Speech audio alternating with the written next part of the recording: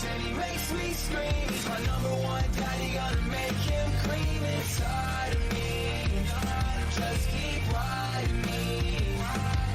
When I'm surfing him down, it's my favorite sound. He laid out a little more, what a beautiful tone, so softly. Just keep riding me. My cheeks and he makes me scream. Guys, welcome back to a special episode of Unmute. Hey, Donno. All clear. Yes. Hello, ladies and gentlemen, and many more.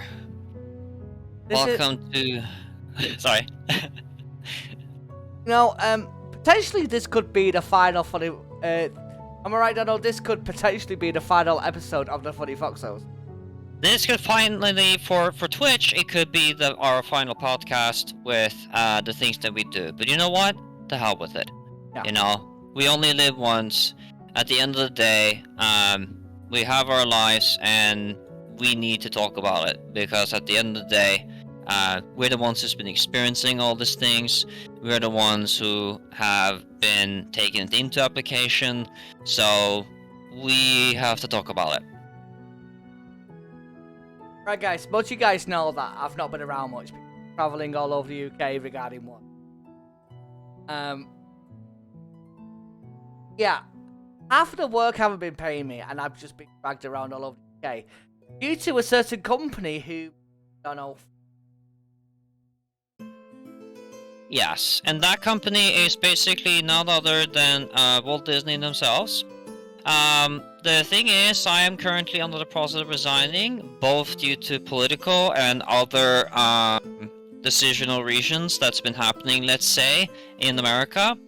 The company I'm working with, there's not really much upon them because, you know, at least in the subsidiary case, it's only the ethics and the values that I disagreed very heavily when I was working with them, but they're getting work from Nickelodeon, like all the other networks, which are basically been, let's say, been influenced by, yeah, like wokeism and some of the other more problematic political issues in their animations. I myself, right, as some of you might know, I'll be doing a lot of work regarding the voice acting of Lilo and Stitch, quite a few other and the thing is, I've been doing all this work. I was even being taken part of a stage show, but I've not had the same experience as Donald, but I've been noticing the company I was working for, I found out only a few hours ago that Disney ditched them. That's why none of us have been paid. Yeah, so, Disney has been going downhill in many ways, and one of the many reasons is exactly the main reason that I resign officially with the company I'm working with, and so forth.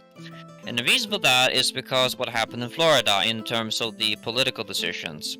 Here's the hypocrisy of the Walt Disney Company. They were basically saying the thing that I don't necessarily support, and that is they were all in for transgender kids, but at the same time, they're hypocritically making animations for 10 anti-gay countries, which basically is double-siding on the whole issue.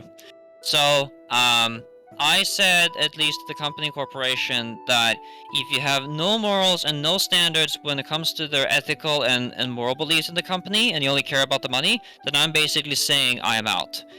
Because as much as their profit motives and things are that important, people who are watching your shows and so on have some ethics and values and morals that they stand by. And there's been a lot of conservatives like me and so on that basically quit working Disney because they have been a lot more political and more profit motivated, which means that they're doing anything and everything they can to buy up all these other corporations.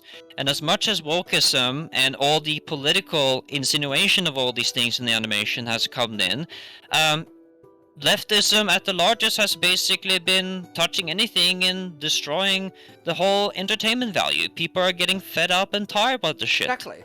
You know? The thing is, right, I don't know, how long you don't know for? I have been the Donlek voice for Norwegian for 7 years.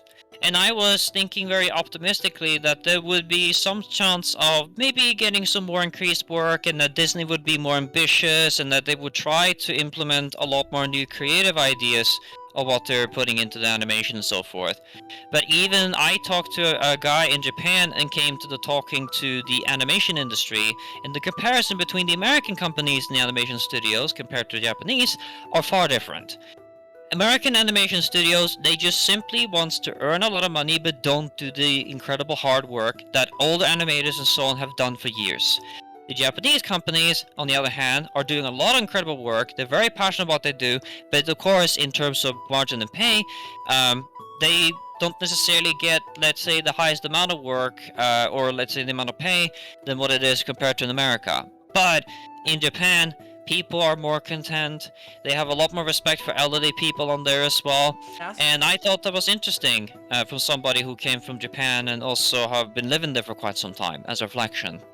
I myself have been a singer, songwriter, voice actor, and artist for the past 17.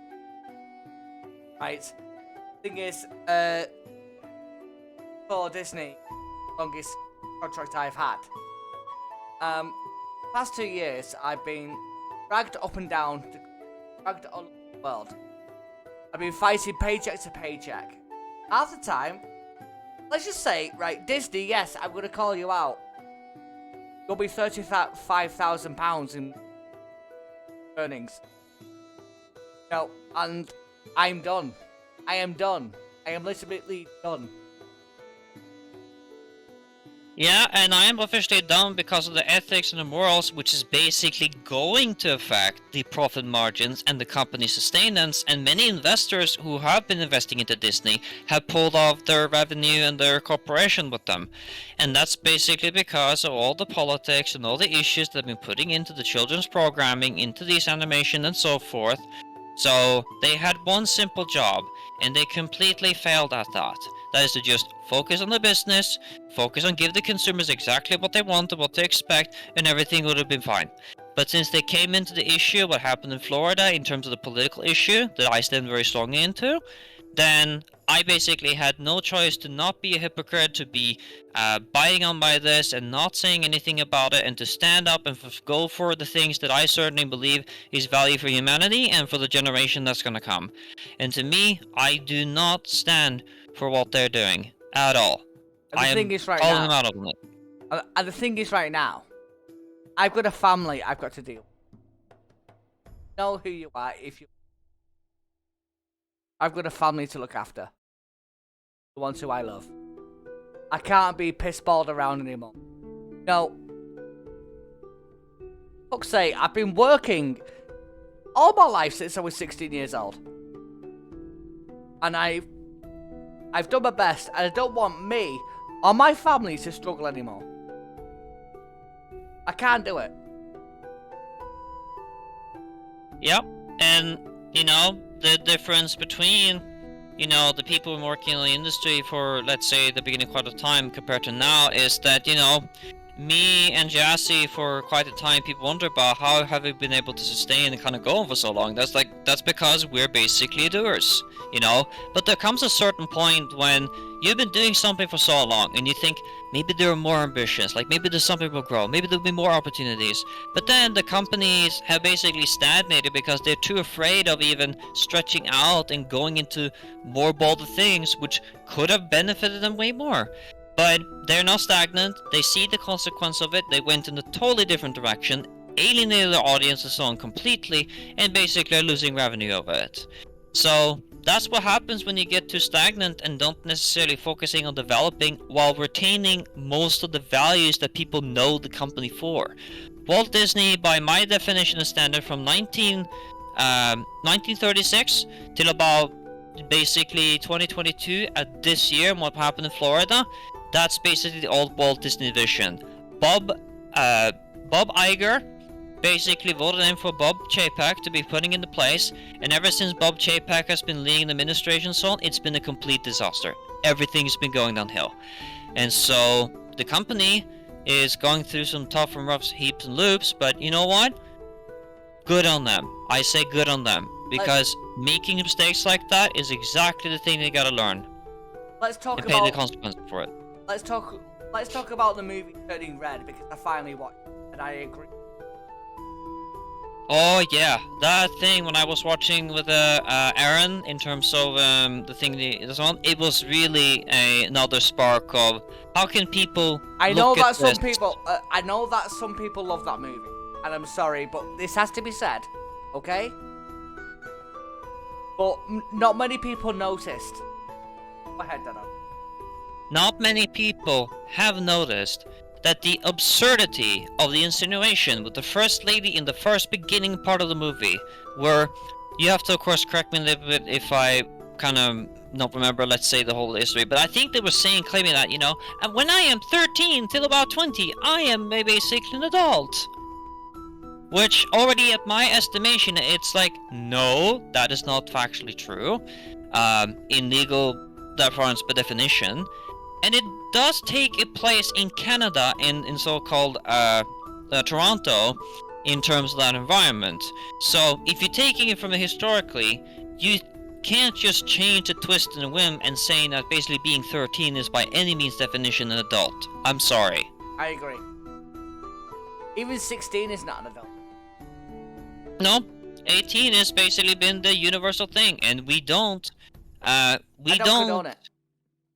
Yeah, it's like, gosh, we have age ratings for a reason, even though a lot of people have been saying... It's not the first time it's happened in, like, Disney past. Like, yeah. I mean, like, Disney got, criticized over their racism. Many years ago. Oh, they've been criticized for many, many different things over the years and the decades, and I would say, like, you know, I think it's a bit of in some cases too, a bit of an oversimplification in terms of how people look at some of the things. I mean, the Aristocats, like when they had a Siamese cat, I'm like, I don't think personally that there is anything discriminatory or, let's say, racist about the Siamese cat, for instance, because that is actually a cat breed. Yeah. Well, in some eyes, some people's eyes look at that as racism, but in fact, if you're thinking about the story lore of the Aristocats, you know, these are people who actually made the stories genuinely good. They didn't just put a character in just because they want to be improved by political means. They put it in as a part of the story because they wanted to represent many different types of cat breeds. I'm like, that is okay. That's at least the way that I've been looking at it. I think that is reasonable in many aspects. But... yeah. People might disagree with Paul about this. But of course, the one that were in America, where you had like the black farm in the field and the cotton field, it depends if it's historical context, or if you're just doing it at a whim to try to get a certain political approval from one side or the other. That was the movie Song of the South, if I remember. Yeah, the Song of the South, yeah. So I mean, yes, I do agree that, you know, it depends, like, if it was something to learn about, then yeah, sure. I don't necessarily look at that as, if for that context, then it's not necessarily racist. I could understand how people reacted many years later. I could understand why. I could understand that part. But it's more about the recent... Look at the Pinocchio movie. Look at the latest Pinocchio movies. Yeah. Oh gosh, yeah. Oh. I'm not being nasty, but right, I'm gay myself, but they made Pinocchio the most flamboyant puppet you could ever meet. It's like, Oh God. I'm sorry. Yeah. It's just that's supposed to be a kids movie. Yeah, and as I say, you know, even with the Buzz Lightyear, which is like they were claiming in some site like, oh, we have a Buzz Lightyear in a different second series compared to the Toy Stories, and I'm like, well, Buzz Lightyear is still part of the Toy Story thing, so you think you can just basically make a separate thing and kind of put in a different twist, but I'm sorry, this is PG rated, which is 8 years and under, and you're putting and you have the damn guts in Western countries, but you don't do that in Saudi Arabia. Saudi Arabia is basically saying you can't have that in the movie. Cut that shit out. Yeah. Which is there's a scene where there's two ladies in a same-sex couple is basically giving a kiss, and a lot of people are getting handsy with me about that. And it's like, why is that in effect an issue with me? The issue for me isn't about the same-sex couple, you know, being in the first place. My issue is teaching children when it comes to putting these things all together and thinking that that is the most important thing to consider and that the most important value to have is an understatement. Kids don't learn these things by that way at all. I'm sorry, that's not how education goes. Well, when it comes and Disney have no rights to tell anyone's parents that you're supposed to be doing and teaching and so on that way. No, not at all. They have no rights and no reasons for whatever to decide what children are allowed or not allowed to learn in any case at all. I'm not against gay characters. The Me thing is, neither. Like, but the thing is, like Tokyo, no offense, it's the people who love it so much in your face. And the thing is, if they wanted to put that in the movie, I'd be like, great, you know, make it over 18 then. Or make it into the more, well, it's all on. But for the thing for me, which has always been the emphasis, that is regarding children. Children have no need, no necessity, no importance in terms of understanding other stuff. They should be learning about how to write, how to think, how to understand the world, how to be, you know, negotiating, and how to be working in harmony and learn about these few things. But having companies that are pushing these political ideas and all the other sort of just because they want to be approved and being praised, it's kind of like the irony of what happened in the church when Jesus came around. And this is kind of funny from a Christian perspective because Jesus was exactly doing what Disney's doing, you know, where Jesus kind of pointed out that, you know, there's the Pharisees who talk about, you know, they believe in God and they're all Christ and everything else. But then underneath, they're basically wolves under sheep's clothing. And this is exactly what Disney's basically doing right now, particularly with the new leadership and the way that they've been going about it. And hell, even the... Yeah, no. They've done this many times over the past 10 years. Yeah, and they've been trying to slowly pushing onto the gap. And now people like me and many other conservatives have actually opened up and realized and been like, hey, you know, we can't trust these companies anymore. Because they're making all this different statement, all the other stuff that is just, you know, just vulgar political rhetoric and everything. You know, there's nothing good for the children to actually learn and to take something into account in order to become, you know, better citizen and better people to be able to navigate and be great beings in the world. You know, like Yep. Sorry, Daniel. A single example, right? It's a kids' TV show that was actually developed here in the UK. Teletubbies. I'm sure you've heard of that show. Oh yeah. You know, we all know it. It's the way they speak is like how a kid's supposed to learn from that. Like it. I don't get it. It's just like it's like Tubby Tuss. It's like all the T's. You know, it's like. How are kids supposed to learn from that, you know? Don't get me wrong, I used to love Sesame Street because they actually spoke properly. But when it comes to stuff like Teletubbies, it's like, what the fuck is going on here? It's like... Yeah. You know, it's like... No, but yeah, there are a lot of animations, a lot of things that, I mean, there were some people also, I had a friend of mine in the UK that basically sent me a video, and this was regarding even the Looney Tunes, and it was basically the pig, he was basically like, you know, hitting on the hammer. This is even like black and white animation. Oh, Porky Pig. Yeah, Porky Pig, yeah. And he was basically hammering on the stuff and trying to hammer on a nail. He got hammered about it, and he was saying like, "Oh, we're gonna get it. Oh, we're gonna get it. What?" And he was like trying to say, you know, it's like, "What a bug," you know. He thought to say, "You thought I was gonna say, what a bitch, aren't you?" And like, yes, I've seen that one. I've seen that one. Yeah, and I thought to myself, like, you know, I know this is a different thing for the aspect at the time, but there's been a parent generation even till that point when they were trying and testing and sort of going a bit beyond with things. There was still an age rating for what was basically appropriated and settled on at the time, you know. But now I feel that with the PG rating and so on, it's like at this point in time with what Disney's doing and so forth, it's like they're kind of circumventing by doing a few things that are kind of going against the whole age rating in itself. So I don't agree with it. I have said that, you know, I stand by my ethics, morals, and value. I still live as a creative, but I won't be just making it for rhetoric and political purposes, just to be earning money and just to be having and living on with it and feeling comfortable about that. Like, that's not what an artist's life and so on should be. Even though I know there are a lot of artists in the industry that will basically kiss company asses, make their thing, and to certain amount of things when they know that they exactly shouldn't do it about it. But as I say, you know, it's only those who really question the ethics and the moral and values that will have a greater time than the people who at one point will sooner or later find out that people who don't support it anymore and the money ain't coming in, then they have to compromise. And to me, I never compromise on the ethics and the values and morals. I stand by it till the very end. I agree. I have to. But the thing is, right, totally good. No. Where do we go from here?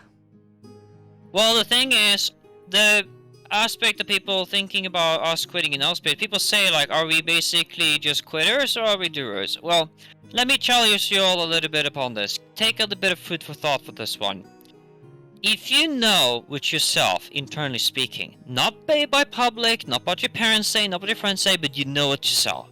You know it yourself, there's a voice in you saying that, you know, I want to be an animator, you know, I want to be animating and making animation that would relate to, let's say, for kids who basically have problems with autism.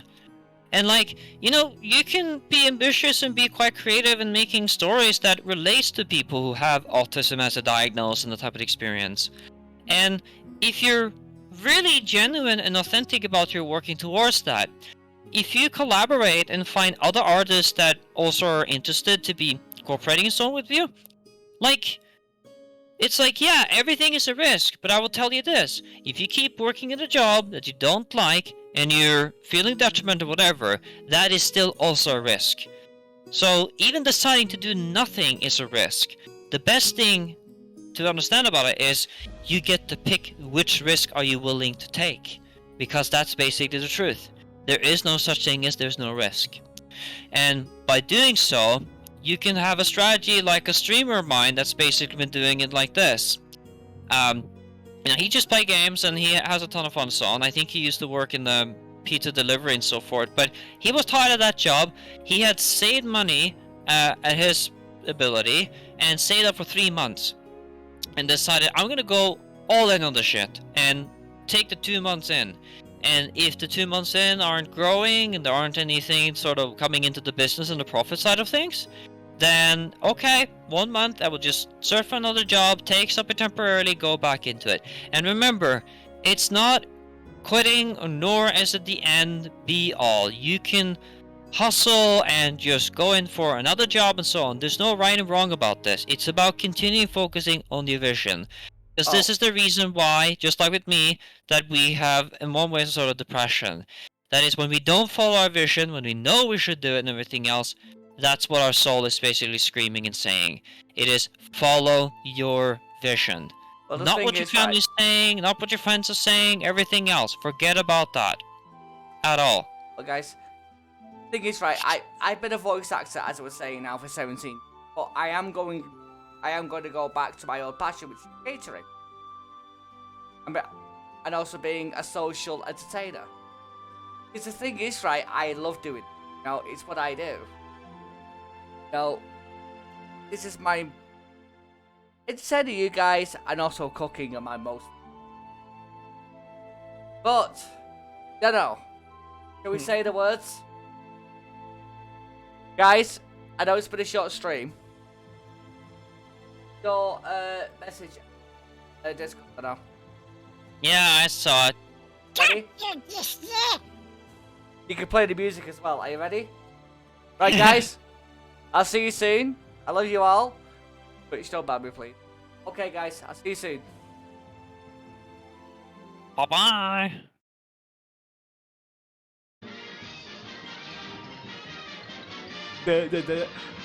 Duckie, DC.